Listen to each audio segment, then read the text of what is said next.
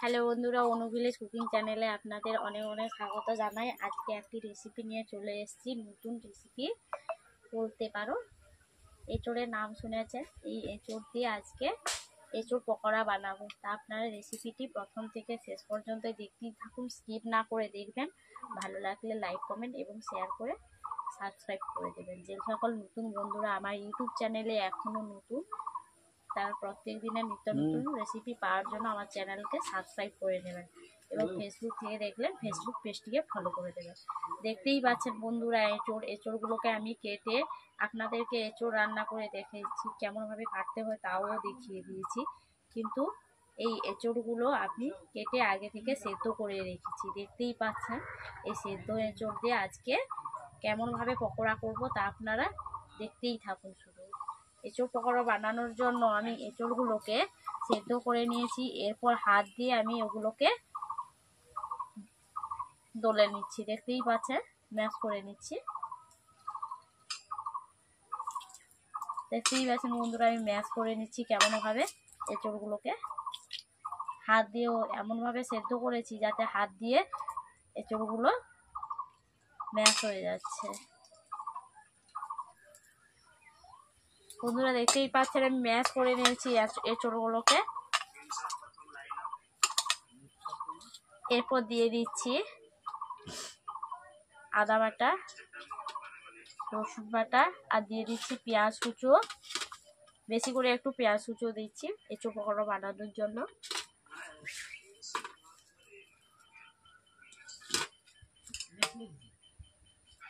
এরপর দিয়ে দিচ্ছি কাঁচা লঙ্কা কুচো।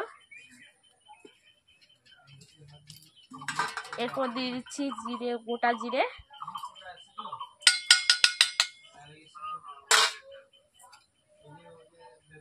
এরপর দিয়ে দিচ্ছি হলুদ গুঁড়ো 1 টেবিল চামচ।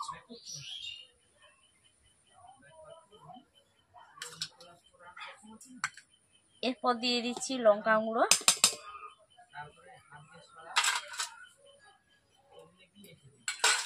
এরপর দিয়ে দিচ্ছি স্বাদ মতো নুন।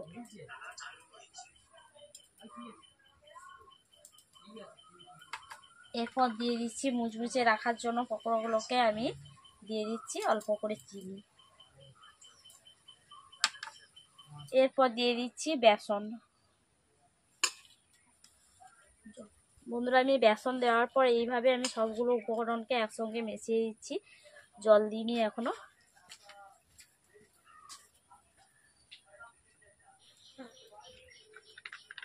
এক বাটি মতো আমি ময়দা দিয়ে বেসন দিয়ে দিচ্ছি।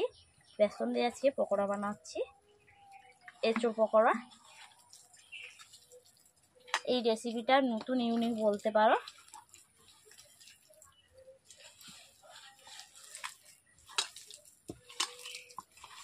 এইভাবে আমি 3 থেকে 4 মিনিট বেসন দিয়ে এইভাবে আমি ম্যাশ করে নিচ্ছি সবগুলো উপকরণ দিয়ে। দেখতেই পাচ্ছেন তোমরা, দেখতেই পাচ্ছেন আমি মেখে নিয়েছি কেমনভাবে, দেখতেই তো পাচ্ছেন। এরপর আমি উনুন জ্বালিয়ে রান্না করতে চলে আসছি।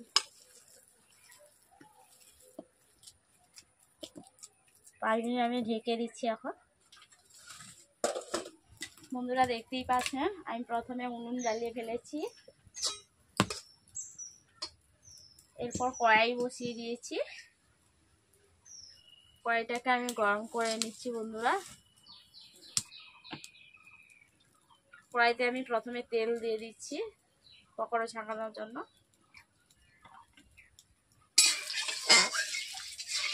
বন্ধুরা দেখতেই পাচ্ছেন কড়াইতে তেল গরম হয়ে গেছে। এরপর আমি যে ঢেকে রেখেছিলাম, দেখতেই পাচ্ছেন ওটাগুলো বেসনের মাখাগুলো এঁচোড়ে। এরপর আমি গোল গোল বানিয়ে পকোড়াটা ছিটিয়ে নিচ্ছি।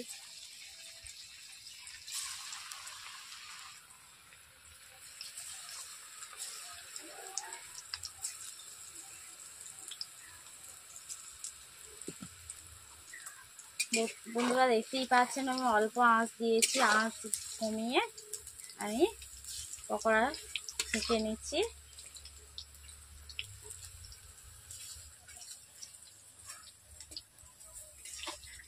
পকোড়াগুলোকে আমি উল্টে পাল্টে ভেজে নিচ্ছি, দেখতেই পাচ্ছেন বন্ধুরা, দেখতেই পাচ্ছেন পকোড়াগুলোকে আমি উল্টে পাল্টে ভেজে নিচ্ছি।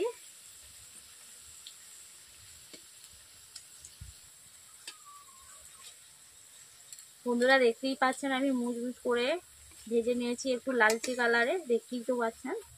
এরপর আমি কড়াই থেকে ছেঁকে নিচ্ছি।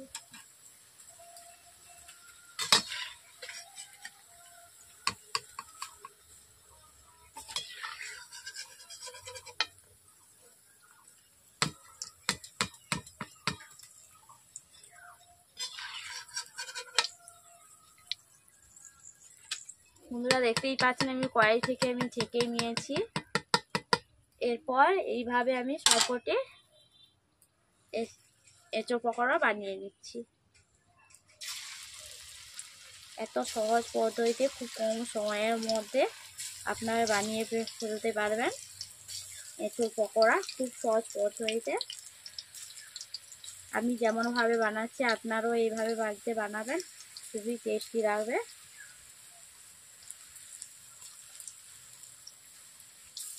যে একবার খাননি, একবার খেলে আবারও দ্বিতীয়বার খেতে ইচ্ছে করবে।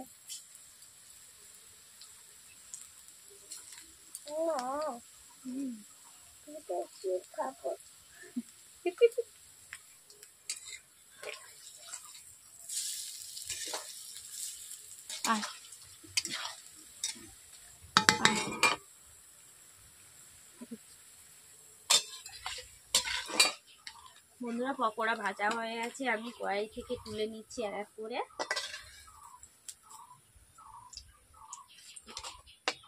খুব সহজ পদ্ধতিতে কম সময়ের মধ্যে বানিয়ে ফেললাম এঁচোড় পকোড়া। এটা কেমন হয়েছে অবশ্যই বন্ধুরা তা কমেন্ট করে জানাবেন। ভালো লাগলে লাইক কমেন্ট এবং শেয়ার করে সাবস্ক্রাইব করে দেবেন। আমি যেমনভাবে বানালাম আপনারাও এইভাবে বাড়িতে ট্রাই করে দেখবেন, অবশ্যই ভালো লাগবে। দেখতেই পাচ্ছেন আমার পকোড়া বানানো কমপ্লিট হয়ে আছে। এরপর আমি কালকে একটি রেসিপি নিয়ে আবারও চলে আসছি।